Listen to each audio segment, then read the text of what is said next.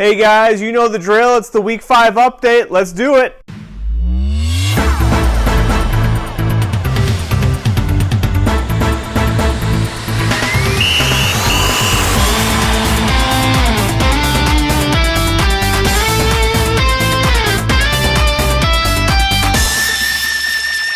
Last week's Game of the Week, yours truly was right again. Dan was able to defeat Eric 110-95. Eric's team still struggles without a true running back too, especially when Gronk can't score him 30 points or more. This was Eric's first loss of the year, and both teams still remain atop their divisions. Faust was able to get his first win. Celebrate good times, come on!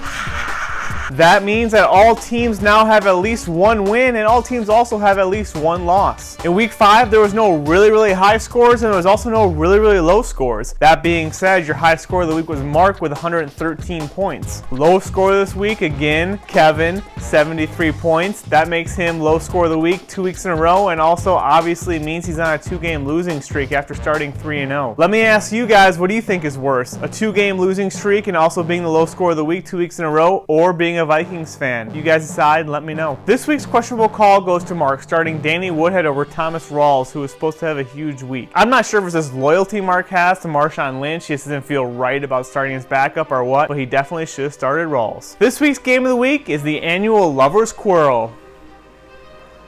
How do you do that again? Is it this?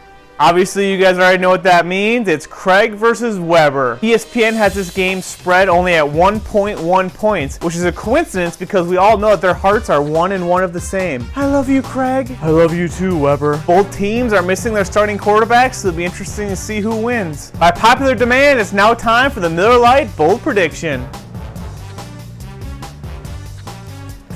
This week, my bold prediction is that Charmichael West or Chapstick West or Charizard West, whatever his name is, ends up being a flop this week. I'm not saying he's going to be a flop overall, but I bet this week he scores less than 10 points. And that's my bold prediction. Time for a brand new segment I like to call Get At Ya Boy. This is where you can text me, send me videos, or tweet me at @AskMBFFL on Twitter. It can be questions you have, it can be smack talk, it can be dick pics, whatever you guys want to send me, you have a chance to make it onto this show. Let's take a look at this week's questions. This first one comes in from @DanCiderman. He asks, who would you F? Who would you marry? Who would you kill? Serena Williams, Caitlyn Jenner, Suzanne Boyle. I mean, I guess I would F Serena Williams, marry Suzanne Boyle, and kill myself. This next one comes in from @TheBouse. He asks, how long do we have to put up with Greg's disgusting team name? Can we start finding him? That's a good question. On one hand, I can see how,